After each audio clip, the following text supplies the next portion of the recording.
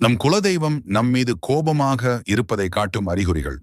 குலதெய்வம் என்பது வாழையடி வாழையாக, தலைமுறை தலைமுறைகளாக நம் முன்னோர்கள் வழிபட்டு வருவது.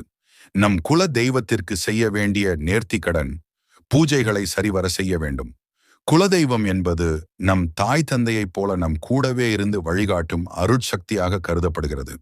நமக்கு ஒரு கஷ்டம் என்றால் குலதெய்வம்தான் உடனே முன் வந்து காப்பாற்றும். மற்ற தெய்வங்கள் எல்லாம் அடுத்துதான் வரும் என கிராமங்களில் சொல்வார்கள்.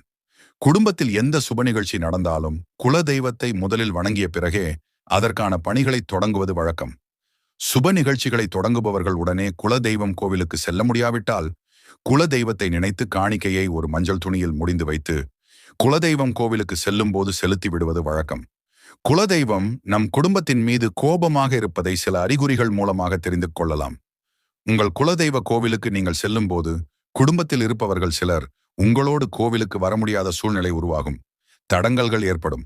அதையும் மீறி கோவிலுக்கு சென்றாலும் அங்கே பூஜை செய்ய முடியாதபடி தடங்கல்கள் ஏற்படும். அப்படியும் பூஜை செய்து வழிபாட்டால் அங்கேயோ அல்லது வீட்டிற்கு திரும்பி வரும் போதோ பிரச்சனை ஏற்பட்டு மன கஷ்டத்தோடு வரவேண்டியிருக்கும்.